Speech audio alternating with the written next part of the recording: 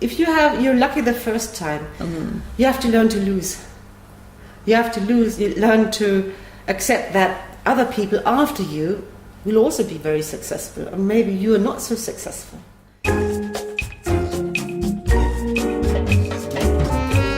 Welcome to the Lush Life podcast. I'm your drinking companion, Susan Schwartz, and I bring you the how-to guide for living life one cocktail at a time. Thanks to my mother's love of martinis, the first words I spoke were shaken, not stirred, and I've been obsessed by cocktails ever since. Together, we'll learn from bartenders, brand ambassadors, distillers, and others why certain drinks are popular in certain cultures, how to make the perfect old-fashioned, when to shake and when to stir, and so much more. Hear that sound? It's time to cozy up to the bar and let the fun begin. Our next guest spent her early years in the woods foraging for tasty treats, leaving her mother in constant fear that she might nibble on a poisonous mushroom. Happily, we can report that Sigi is alive and well, and using those same herbs to build her cocktails. Meeting her at Gelbes Haus, Sigi revealed how she ended up as chef de bar in the oldest cocktail bar in Nuremberg. Actually, I grew up at Lake Constance, but I was born in England. No! Not sure. And I was brought up in a typical conservative English way, but also had the influences of a rural life out in the country, bringing up in a small village with a lot of herbs around me. Was this Lake Constance or England? Lake Constance. Mm. I only had 2 years in England. So you were really little? Yes, I was really small when we came to Germany. But I was my mum has a great influence in my life, my upbringing, because we only spoke English at home. Is your mother English? Yes. Oh, yes. So I have bilingual education, and the upbringing which was very influenced by the rural countryside out Lake Constance. We had a lot of herbs around us, a lot of nature, and I was a child I kept on asking, can I eat this? Can I eat this plant? Is this mushroom poisonous? And I had my mother in a constant worry about me. She was always afraid I would go ahead and poison myself with some kind of plant, because she didn't know the plants or the wild herbs from around. Because at that time in the 70s, you didn't eat wild plants. It was they were weeds. Nowadays, the handling handles wild herbs in a quite different way. And one is happy to have such as some things like a meadowsweet or a yarrow, which grows in the field around here. So did you want to go on and do things with food or drink? Actually, not really.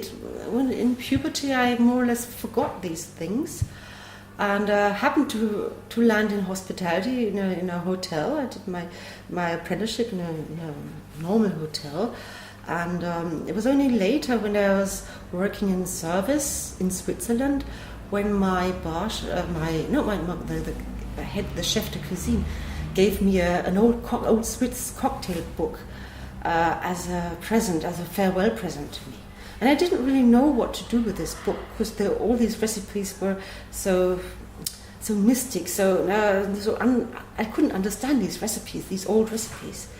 It was only until much later I understood what this book was. It was a book from the 1950s from Harry Schramley, and it was the school manual how to make cocktails. Do you think he saw something in you that might lead to what you do now? Maybe, yes. What were you doing in the hotel with him? I was working in the service, doing the tables. But it was a special restaurant where we didn't really have a menu. We had to tell the menu We had to tell the people, or tell what we had in the kitchen that day. So it was a verbal menu we had. People didn't look into the menu; they listened to the waiter. So you really influenced what they ate. Yes. I more or less told them what to eat. Mm-hmm. It was a very nice thing, and that was end of the 80s, and it was in the 90s when I moved to Heidelberg. The restaurant closed then, and the chef went on selling antiquities, but that was his. It was his favorite pastime, and I think everyone in a certain time of life wants to do that, what he or she really wants to do in their lives. I moved on to Heidelberg, and that's where I actually came into bar businesses. Now, were you in Heidelberg? Did you start working at a bar, or did you think, I'm going to go back into the restaurant? I was sure I was going back into the restaurant until a colleague. Who used to work in Manila in the Philippines and was working in the banquet department of that hotel I was working in, asked me if I wanted to learn some more about cocktails, because he was moving on into a different hotel as a chef de bar, and he needed a demi-chef de bar. Like a bar back. A bar back. Uh-huh. So I said, yes, why not? I'll learn something new. And it was only later I realized, yes, I've got this bar book. I'll look into it and start learning about cocktails. And what were you so when you first started working with him as a bar back, or yes. What did you call it? As a demi-chef. Demi-chef de bar. Yeah, it's in Germany you have you orientate yourself towards after the kitchen. The names from the kitchen slip over into service, waitresses, and also into the bar. So it's commis de bar, demi-chef de bar, chef de bar. Same as you've got the in the kitchen, you've got the commis d'entremétier, commis demi-chef entremétier, and the chef entremétier. All right, these departments in the hotel are organized that way. Well, when you first started doing that with him, did you think, oh my goodness, this is something that I really want to do? I mean, was it the initial working with it, or did you? It came after a certain while. Or did you think, I want to do this? Yeah, at the beginning I didn't really know what I was doing. And it was only later I realized the recipes have a certain coherency, and how spirits and sweets and sours belong together, and what the bitters. Nobody talked about bitters in the 90s, 80s. It was forgotten. And nobody really used bitters in cocktails at that time. And that was something completely new to me. So here I started learning what bitters were, what sweets, and what vermouths mean in a cocktail, and how they work in a cocktail. And so you were obviously interested and wanted to know more and more and more. Started more and more and more. And then I was actually wanted to be part of the German Bartenders Association. So I started. It's like the Bartenders Association is like the network of bartenders, which is also belonged to the International Bartenders Association. Each country has their own Bartenders Association. And being a member of the Bartenders Association gave me the possibility to take part in competitions, to compete, and also to compare, and also learn more. So you never looked back into the kitchen again? No. This was it, right? No, never looked back into... Oh yes, a couple of times I dabbled into... I had to work at the tables, sure. But I was always main interest was at the bar. Mm-hmm. So then you became a member, and you said you started to do competitions. Yes. Do you remember what, your first... The first competition I took part in, I also won. It was meant to be? I didn't really know what I was doing, but I was so lucky. It had to be more than luck. It had to be more than luck. Yeah, sure. You have to concentrate. You have to work clean. You have to work quickly, and you have to have a feeling for your ingredients. And it was. Do you remember what you made? Yes, it was such a simple cocktail. It was just vodka, Galliano, lemon juice, and orange juice. 4 ingredients and a bit of a twist of lime on top. That's all. But it seemed to impress. I don't know who was in the jury at that time, but it's, maybe for that time you didn't really use a lot of Galliano liqueur. You were more into more flamboyant liquors. You were more into passion fruit and strawberry at that time than into simple ingredients. Maybe that it was that was it. That, well, you must have gotten such a high off that fruit. You know, after that, I was shaking. I was not shaking the drink. My knees were shaking that time. And after that, well, it was quite difficult for me afterwards, because if you're lucky the first time, you have to learn to lose. You have to lose. You learn to accept that other people after you will also be very successful, or maybe you are not so successful. So I had to, after that, I really had to start working on myself, realizing, because the first shot was lucky. And after that, I had to learn to know what I was doing, to stay at front. So I had more pressure on myself to stay in front. Not always easy. I had a couple of failures. But after that, actually, I had a second great start. There was the Martini Grand Prix at that time, 1991.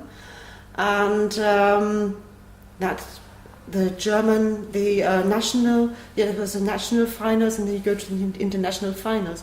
I got the third place. And the Martini Grand Prix is like the Bacardi legacy nowadays. The Martini Grand Prix was also not only making a good drink, but you needed a certain amount of general knowledge about your ingredients, about the spirits, knowledge about the bar. So it was it's a competition which asks what's the all-round bartender.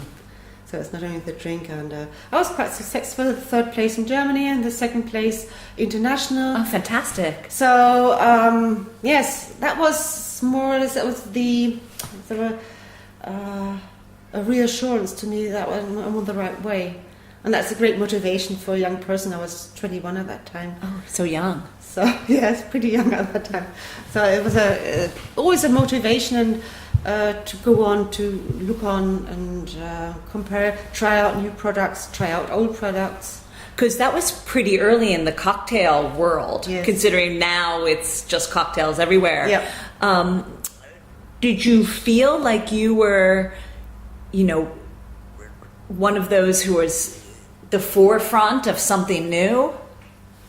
I always tried to pick up old things and give them a twist, but it wasn't the right time for it. So you always had, people told me, no, you have to use new products, modern products. And so I always tried to make a combination of old twists covered up as a new, giving it a new package, so nobody really noticed it. Well, obviously it worked. Yes, it did. Yes. And so were you still in Heidelberg at that point? Yes. Yes. And so what? I stayed in Heidelberg for about 3 years before I moved on to Switzerland. Yes. And then how long were you in Switzerland again? I was 4 years. I stayed it was 5 years I was in Switzerland. Always working your way up? Yes. I Two was bars. chef de bar in a 5-star hotel, in the Golf Hotel in Stade. Up on the heights. Oh boy. It was great. And what do you think you learned from that experience? The Swiss, I learned a lot, because Swiss handle their the food and drinks is influenced by the French, and they have a much more qualitative handling of their ingredients and how to eat and how of dining altogether. In Germany, you have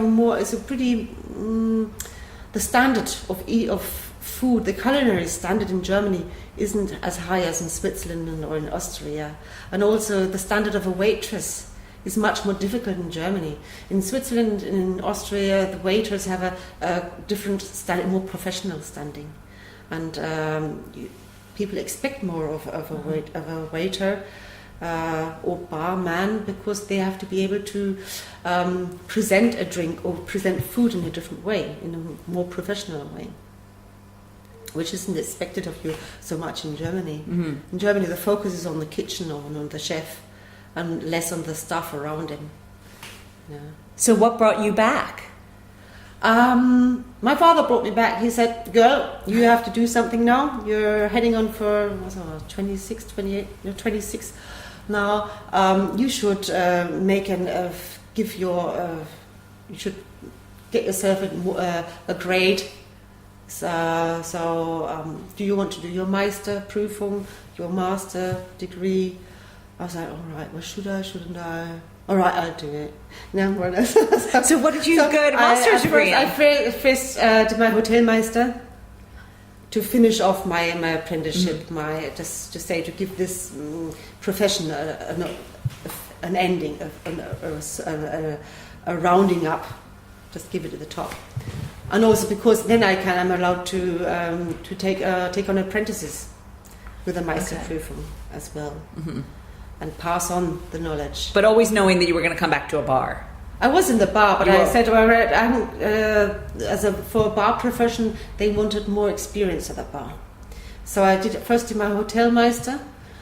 Then I had a break. I went back to Mannheim. That's where I met my husband. And, well, yes, a family. And during this time in the family, I said, well, okay, I'll use this time at home and I'll do my Barmeister too. So I've got 2 master certificates to give, just to have a different standard of knowledge. So how did you find yourself here in Nuremberg? My husband comes from Nuremberg, so that's why we landed here in Nuremberg.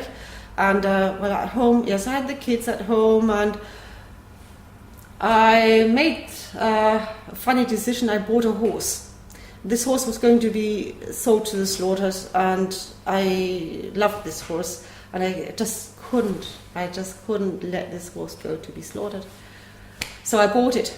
The horse just had a small mistake in its foot, which could have been, she never had problems, only once had problems with her foot again, but she wasn't fit enough for school, for being a school horse. So how did you find this horse? I was taking riding lessons at that time. And it was just supposed to be sold to the slaughter.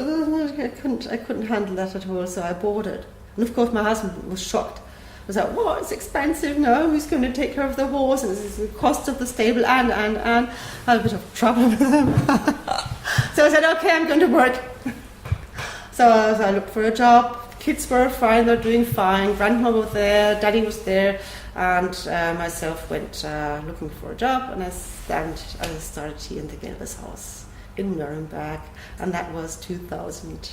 I started here just as a part-time bartender quite a time ago. Did you know the reputation of this place? Well, I heard it's a pretty cool place to go, and it slowly but surely occurred. Now I realized, this place has got a lot of bottles. A lot of bottles I have to learn about, because the bottles I hadn't seen before. So it was the new ignition for me to learn. I thought, whoa, a new motivation. It never let me go. Were they any special alcohol? The unusual brands and a lot of malt whiskies. We've got a huge range of malt whiskies. I know, I saw that walking and in. And now, in the meantime, we've got a huge range of gins, and rums are getting more and more and more. Apart from that, we've got a lot of bottles. Nobody really knows what it is, what's in it. Is that of your own making, or of something that nobody drinks anymore? Both. Part of the own bitters, infusions, which we do make ourselves, own bitters, own infusions, and also forgotten drinks, forgotten liquors, such as Mampe bitter. What is that? Mampe is bitter. Well, you know Fernet. Everybody knows Fernet Branca because it's a great brand. Mampe bitter was big in the 50s, 60s, and are not really drunk in southern Germany. Yeah. And so, did you start playing with these as well? Like making experimenting? Things? Uh-huh. Yes, sure. Mm-hmm. Yes. From 2000 until 2003, yes, it was first learning all bitters and all ingredients. And when I returned after that, my husband and myself had a restaurant for 6 years on the other side of Germany before we came back and bought an old house, which we we are still renovating at the moment, and so I was just checking back into when we checked back in here again, and Oliver just offered me, well, would you want to start working here again? At that time I was currently working a season out of the Brombachsee, starting back again after finishing a restaurant and starting up a new house, new family and everything. Well, I said, yes, why not? But the bar business never let go of me, and I was so happy to start up here again. So I just had to do both jobs parallel, simultaneously. Oh boy. Yes, the waitress in summertime, and in winter time I was more in the Gelbes Haus. And of course, yes, sometimes I helped in summertime too. There was no problem, but it was a double job. It was quite a tough time, but a good time. And so, did you start making new cocktails? When I started that's when you started doing the bitters. Bringing my herbs in. My concoctions like meadowsweet, lavender, and yarrow syrup. This is my personal favorite. Also making infusions with meadowsweet and gin, for example. Oh, I don't even know meadowsweet. Meadowsweet. I think I'll give you. No, I can give you a smell. What is it? Is it just a weed? It's a herb. It's a medicinal herb. It was what the old Celts used against headache and fever, because it has salicylic acid. Salicylsäure, it's called in German, which is like aspirin. So you never get a hangover? Not really. Right. Not really. Or your hangover is cured while you're... You have to be careful using these herbs, because they are a drug, and they work on you. So if you are allergic to a certain herb, you can't use it. So you have to be very careful in using these herbs. So mostly you just use these herbs, but also use this in the kitchen, because some herbs can also be poisonous. Of course. You should know what you're foraging. Yes, but foraging is my favorite. So you've been here a long time? Quite. It's my second home. And have you seen it change since the time you started? Well, the main idea has always been the same, because the main idea is still the same as it was 1989. Which was? Which was Mr. Kirchner, the idea of Mr. Kirchner of having a good classic cocktail bar. And he orientated himself towards the Schumanns in Munich. That was his idea, his guideline, more or less. But of course he also put in his own interpretations.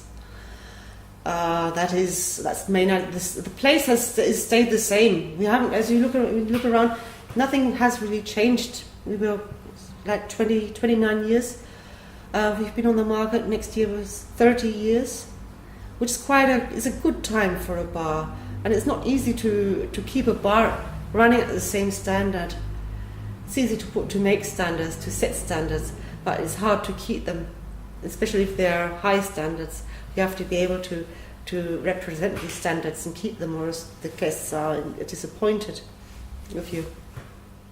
But of course, we've moderated a couple of cocktails. We've changed a few cocktails. We've changed our menu, put new cocktails in. We do. We are reasonably up to date. We always look what is going out at the moment, what is the state of the art at the moment. We also have to represent this, but we have to keep our own face, we have to keep our own character. So it's like you always have to decide: is this trend we take on? Is this going to be a long trend, or is this just a short, trend which only hangs around a couple, 2-3 years? Have you seen a change in the clientele? We've always had a good mixture of clientele, which is students. We always have enough students around here. But we have a lot of freelancers, computer people, we have academic people, like, doctors, juror, lawyers, solicitors. Do you think they're more cocktail savvy now, smarter? Yes, much more. You have to be, nowadays you really have to be careful that your guest often knows more than you do about a certain spirit, drink, whatever. And that certainly wasn't like that beginning of this century.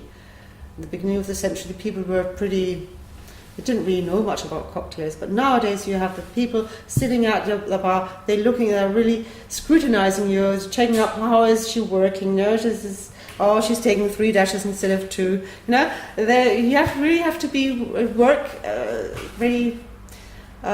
have to know what you're doing. Certainly know what you're doing. And also bring in your new ideas, like shrubs we're doing at the moment. We make our own cocktail cherries, and of course cocktail cherries have to be perfect. You always have a couple of cherries which aren't perfect, so I make a shrub out of these cherries. So it's like a shrub is a vinegar syrup. You hardly know it in Germany. People don't really know what a shrub is. But slowly but surely, this is a new thing coming upon in the bars. And yes, people want to see you using fresh things, homemade things. Because that is what makes you individual. Nobody else can make your own syrup, no, absolutely. For example. Well, all this chat, I'm getting thirsty. Yes. Should we go make a drink? Yeah, sure. Go on. I thank Sigi for taking the time between her very popular cocktail making classes and evening service to have a chat. Watching the smiles on everyone's faces after the class, I couldn't wait to try one of her favorites. Which brings us to our cocktail of the week.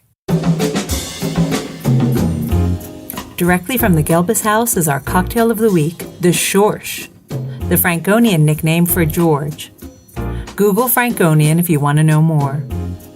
Start by crushing 5 cloves and then adding them to a shaker. Then 4 mint leaves, slightly crushed as well. Then the following ingredients: 5 cl of pear schnapps, 2.5 cl of lemon juice, and 2.5 cl of orgeat syrup. Add ice and give it a hard shake, and then fine strain it into a chilled cocktail coupette. You'll find this recipe and all the cocktails of the week on lushlifemanual.com, where you'll find all the ingredients in our shop.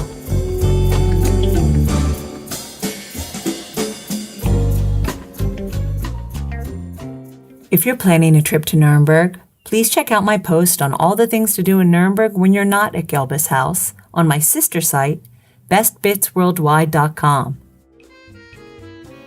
Next week, we bring you back to London to meet a woman who is focusing on the art of the cocktail. Her designs have been seen far and wide, and now bars are inviting her to draw their pints, literally. Until next time, bottoms up.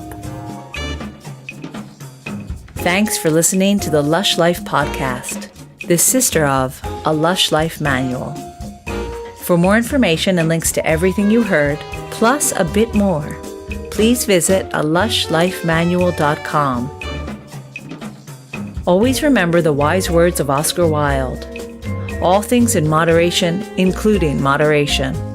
And always drink responsibly. Okay, I said that last part.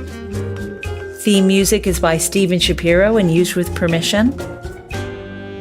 Lush Life is produced by Terra, and I'm your hostess, Susan Schwartz. I'll see you at the bar.